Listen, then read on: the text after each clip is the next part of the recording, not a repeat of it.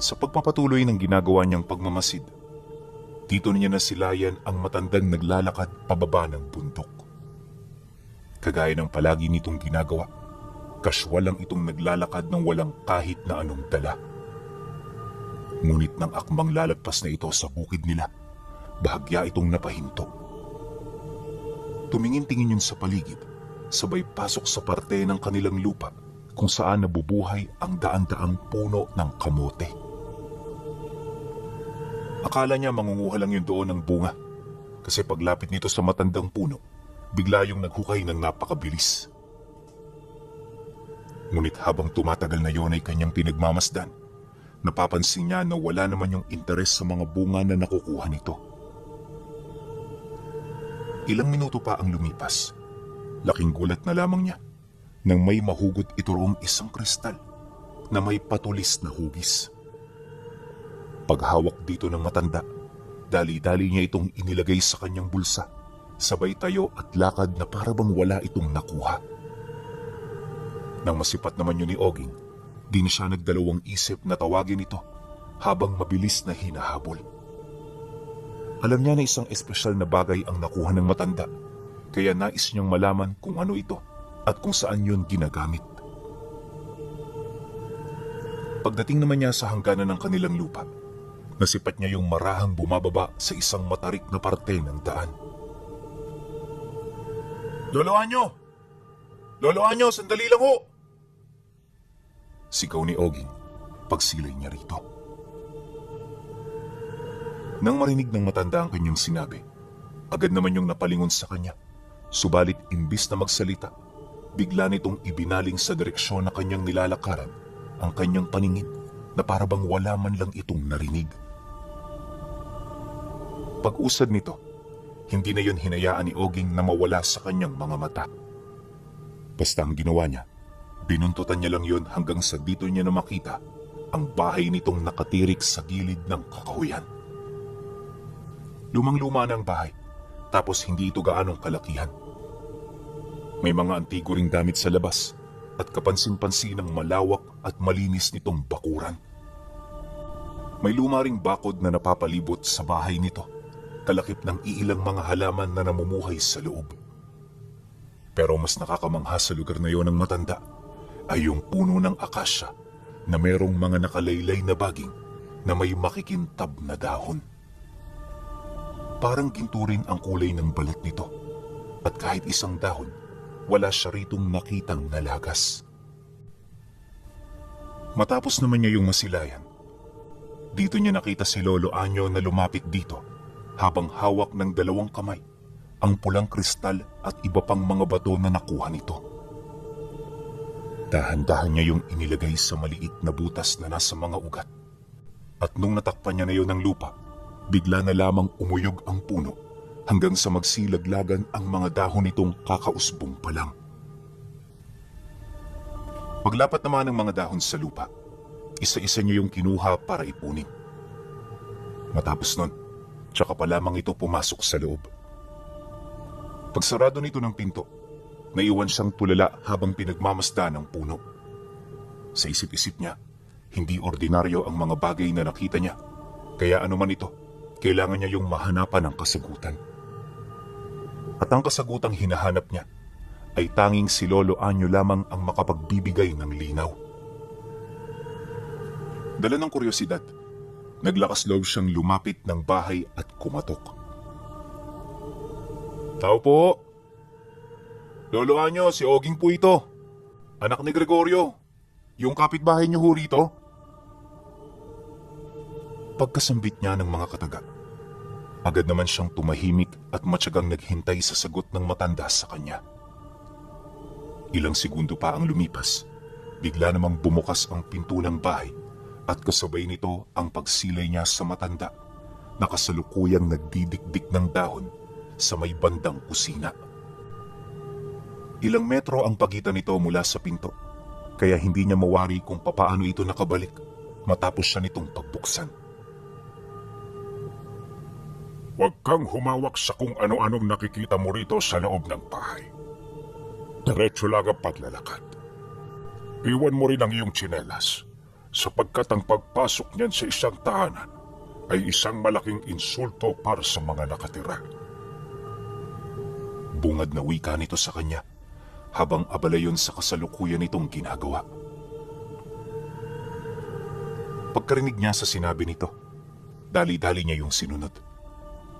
Lahat ng pinag-uutos nito, walang pagdadalawang isip niyang isinakatuparan hanggang sa makalapit na siya rito. Pagharap nilang dalawa, bumungad sa kanya ang maamong muka ni Tandang Anyo at ang napakabango nitong puting buhok. Ayon kay Oging, na sa tanang buhay niya, yon ang unang pagkakataon na nakalanghap siya ng matandang parang amoy binata. Hindi niya mawari kung papaano ito nangyari. Gayong sa edad ni Lolo Anyo, inaasahan niyang mapanghi ito at amoy lupa na. Ngunit sa hindi malamang dahilan, tila bang kabaliktaran ang kanyang naranasan. Matapos naman niya yung malanghap, naging komportable siya na ito ay kausap. Noong una wala naman silang pinag-uusapang interesante, ngunit habang tumatagal, dahan-dahan na niyang ibinabaling sa kanyang pakay ang paksa ng kanilang pag-uusap. Nang mapansin naman niyo ng matanda, napangiti lang naman ito habang nakatitig sa kanyang mga mata. Diretsahin mo na ako, Oging. Alam ko na ang kailangan mo. Pero gusto kong magmula ito sa bibig mo. Maging matapat ka lang at malalaman mo ang totoo. Lolo Anyo, yung nakita ko ho kanina, ano ho ba yun? Tsaka yung puno, bakit yun nalagas kahit walang sumisimoy na malakas na hangin? Kakaiba ho itong lugar ninyo. Parang may mga nararamdaman akong hindi nakikita. Kuryosong sagot naman niya rito. Pagkarinig ng matanda sa kanyang sinabi, dito na ito tumawa ng malakas. At sa kumpas ng kamay nito, lahat ng gamit sa loob ng bahay ay biglang nagsigalawan na para bang meron itong sariling buhay. Unti-unti ring lumiwanag ang buong paligid, buhat sa mga gaserang bigla na lamang nagkaroon ng siga. Agad ding humaplos sa kanyang katawan ng napakalamig na simoy ng hangin na para bang merong yumayakap sa kanya. Pagsilay niya sa lahat ng mga nangyari, dito na siya dahan-dahang nakaramdam ng hiwaga. At sa puntong yon, nakumpirma na niya na yung matanda ay tunay ngang bukod tangi sa kanila.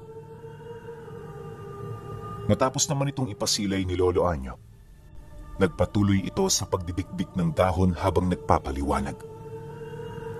Ayon dito, punong-puno ng hiwaga ang mundo at ang mga nakita niya ay isa lamang ordinaryong kaganapan sa mundo ng lihim na karunungan. Dagdag pa nito na, merong rason at dahilan kung bakit niya yon nakita. Oging iho, matagal na kitang pinagmamatyagan sa bahay ninyo. Alam ko na darating ang araw na ito at masaya ko dahil hindi mo ko piniko. Ngayong nakita na tayo, gusto kong ipaabot sa iyo ang mga bagay na matagal ko nang inaasam mong malaman. Ikaw ang napili ko, Oging, para pumalit sa aking posisyon. At gustuhin mo man o hindi, ito ang nakatadhana para sa iyo. Di mo ito matatakasan kahit na ano ang gawin mo. At ang pagtutol dito, merong kaakibat na panganib, kaya huwag kang magbabakasakali pa. Tapos na ang panahon mo bilang tao, kaya mula sa araw na ito, masanay ka na sa mga nakikita mo. Wika ni Lolo Anyo. Nang marinig ni Oging ang sinabi nito, bigla naman siyang napailing at bago pa man matapos ang kanilang pag-uusap, napilitan na siyang kumaripas ng takbo. Dala ng takot at pagkagulat, hindi siya nagdalawang isip na bumalik sa kanilang tahanan para ilahad ito sa kanyang mga magulang. Subalit pagdating niya sa lugar, lahat ng gusto niyang sabihin na may kaugnayan ukol sa matanda, hindi niya kayang sabihin. Tuwing pinagtatangkaan niya ito, bigla na lamang siyang napipipi at nabablangko. Napakahirap para sa kanya na paniwalaan ang ganoong sitwasyon, Ngunit wala siyang magagawa dahil ito ay totoong nangyayari sa kanya. Kaya naman ang hindi niya ito masabi-sabi, dito na siya nagdesisyong manahimik. Alam niya na masyado na itong imposible, kaya minabuti na lamang niyang ito ay tanggapin. Hindi nagtagal. Nang marindi na ang tatay niya sa pagkakautal-utal niya, bigla itong nagalit. Sinindak na rin siya nito dahil sa matinding pagkairita buhat sa mga naririnig nito sa kanya. Kaya nang marinig ito ni Oging, agad siyang natahimik. Marami pa sana siyang gustong sabihin, pero hindi niya na ito sinubukan. Ramdam na kasi niyang galit na ang tatay niya, kaya di na siya nagpumilit pa. Pagsapit ng gabi noong mismong araw, habang nagpapahinga na ang kanyang pamilya, may narinig siyang mga kakaibang huni, di kalayuan sa pamamahay nila. Yung huning yon, nakakapangilabot pakinggan, animoy isang demonyong umaatungal sa hindi kalayuan. At habang tumatagal, ramdam na ramdam niyang lumalapit ito hanggang sa narinig na niya ang mga yapak nito sa labas ng bahay nila. Hindi yun nag-iisa, at base sa kanyang mga narinig, nasa humigit 10 ang nilalang na umaaligid. Maya-maya pa, biglang binalot ng katahimikan ng paligid kasabay ng pagsimoy ng malakas na hangin. At nung tumila na ito, bigla siyang napabalikwas dahil sa malakas na atungal na nagpataas ng kanyang mga balahibo. Pagtayo niya sa kanyang hinihigaan, dito niya na narinig ang kalampag ng mga ito. Napakarami ng mga nilalang na yan at base sa kanilang ginagawa, mukhang nagpupumilit silang pumasok. Dala ng pag-aalala, sinubukan niyang alarmahin ang kanyang mga magulang. Ngunit pagpasok niya sa silid nito, nadatna niya yung mahimbing ng nagpapahinga. Yun bang parang wala itong naririnig? Labis itong ikinatakot ni Oging Pinuno. Kaya imbis na manatili pa siya sa loob ng bahay, naghanap siya ng paraan kung paano niya ito matatakasan. Sa ingay kasing naririnig niya, hindi malabong mapasok na siya nito anumang oras. Kaya naman pagdating niya sa loob ng bahay malapit sa kusina, marahan niyang binuksan dito ang maliit na bintana. At nang masipat niyang walang nilalang sa labas, dahan-dahan siya roong gumapang, sabay karipas ng takbo papalayo. Hindi niya na inisip ang kanyang pamilya. Gawa ng ang buong akala niya, ligtas naman ang mga ito.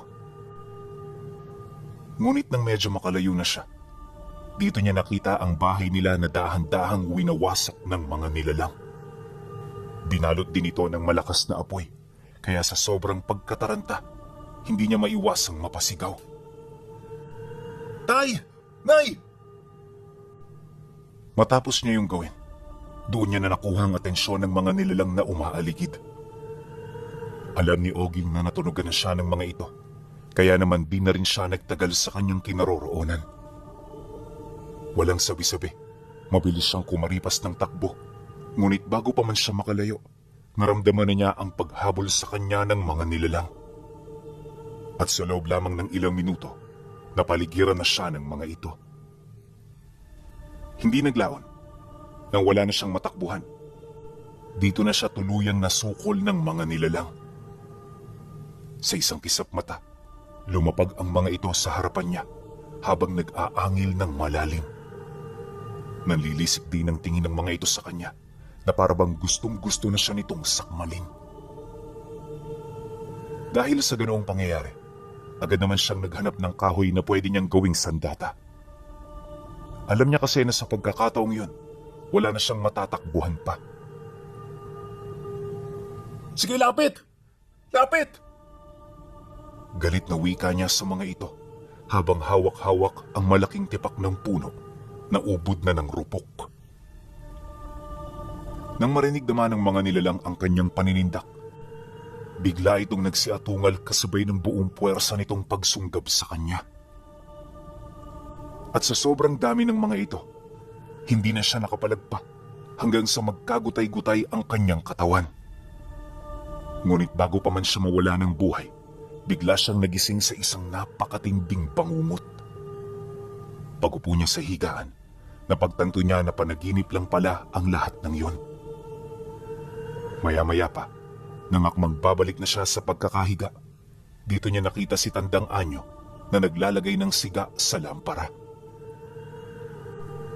Hanggat hindi mo tinatanggap ang nakalaan para sa iyo, hindi ka titigilan ng mga bangungot. Hininga ng kamatayan ang bangungot, Oging.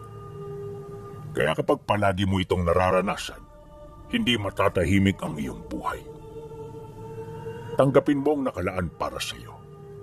At sa pamamagitan nito, babalik ang dating ginhawa na hinahanap-hanap mo. Wika ni Tandang Anyo sa kanya.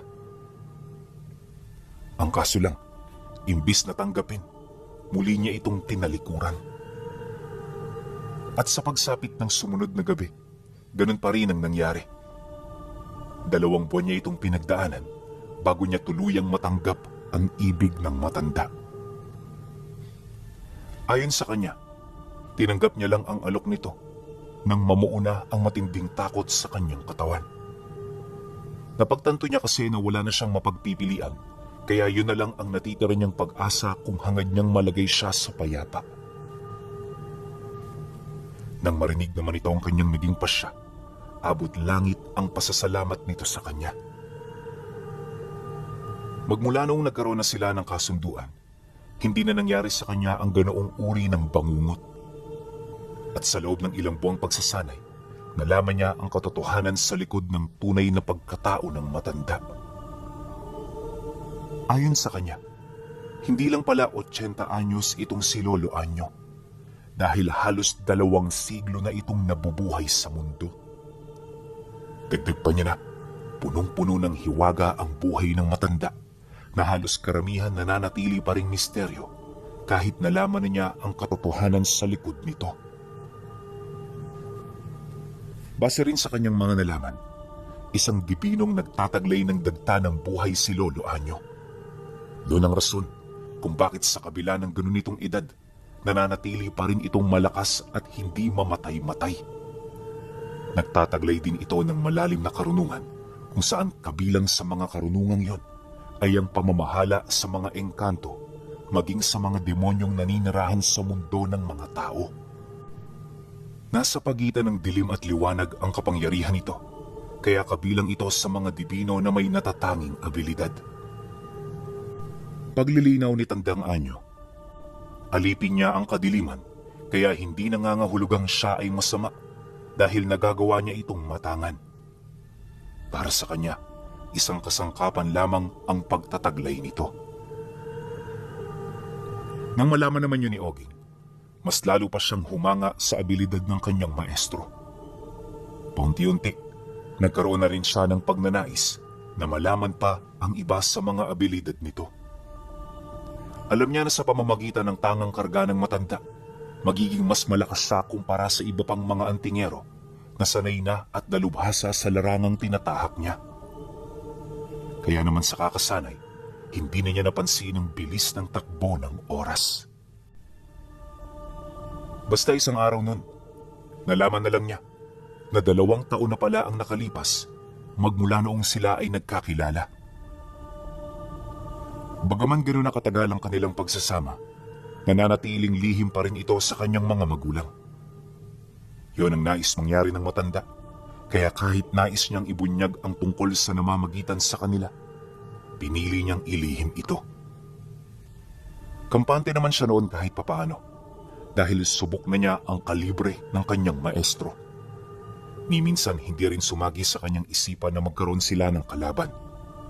Subalit lingid sa kanyang kaalaman, malapit nang dumating ang araw na yon. Tumungtong ang buwan ng Oktubre, may lumapit sa kanila na kaibigan ng tatay niya. Humihingi yun ng tulong sa tatay niya, gawa ng pinalayas ito sa sarili nitong tahanan.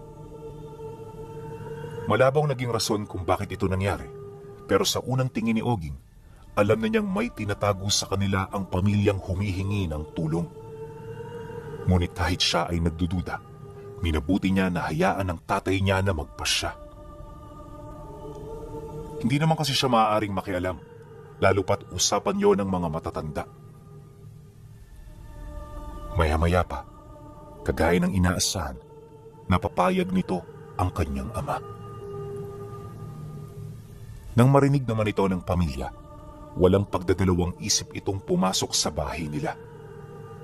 Taus-puso rin itong nagpasalamat habang naghahanap ng kanilang mapagpupwestuhan. Makalipas pa ang ilang minuto, dito na siya nagkaroon ng mas matinding pagtataka dahil wala itong dalang kahit isang gamit. Kung tunay kasing pinalayas ito, malamang sa malamang may mga bagahe itong dala. Pero sa puntong yon, wala talaga siyang nakita. Dala ng kuryosidad, naglakas loob siyang lumapit sa lalaki para magtanong. Manong, pasensya na ho sa storbo pero bakit ho wala kayong dalang kahit ni isang gamit? Hindi naman pwedeng iwan niyo ang mga damit niyo rito, di ba? Lalo na yung mga bagay na matagal niyo nang pinapahalagahan. Medyo nakakapagtaka lang ho kasi sa parte ko eh. Ano ho kaya ang rason ninyo? Nang marinig nito ang kanyang sinabi, bigla itong tumahimik sa pagsasalita. Pagtitig nito sa kanya, agad niyang nakita ang pagkurap ng mga mata nitong parang sa buhaya. Nanlilisik din ang tingin nito, tapos yung pagngisi nito parang may ibang ibig. Hindi naglaon. Pagwika naman ng lalaking yon, di siya gaanong nakumbinse sa mga sinabi nito sa kanya. Ang naging rason kasi nito, kesyo marahas ang nagpalayas sa kanila, sinunog nito ang kanilang bahay at kung ano-ano pang rason na wala namang katuturan. Akala ng lalaki basta-basta siya nitong mapapaniwala kagaya ng tatay niya, pero hindi ganon ang nangyari. Kahit kasi pilit siya nitong kinukumbinsi, hindi siya natinag. Alam ni Oging kung ano ang totoo sa kasinungalingan, kaya patuloy niyang pinanindigan ang mga bagay na kanyang nalalaman. Kaya sa pagpapatuloy ng kanilang pag-uusap, medyo naaalibadbara na rin ito sa kanya. Katagalan, nang wala na itong may palusot, nagdesisyon na itong harapin ang kanyang ama.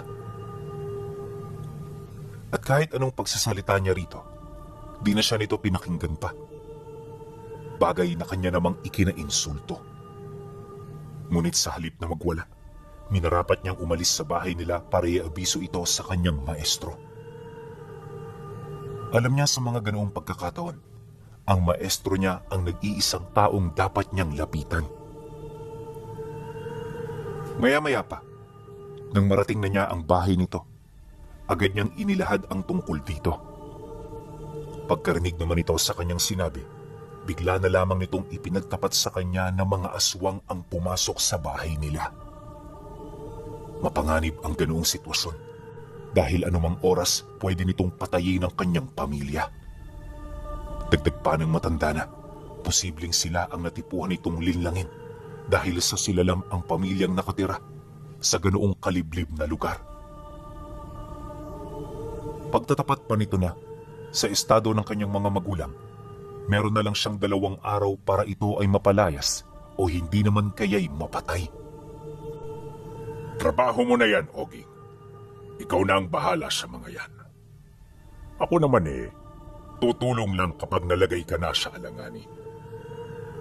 Naniniwala ako sa iyo. Kaya kahit malalakas ang mga nilalang na yan, mapapalayas mo sila sa pamamahay ninyo. Pero kung may medyo pag-aalangan ka at hindi buong loob mo, ako na lang ang gagawa. Huwag na ho, maestro. Kayang-kaya ko na sila.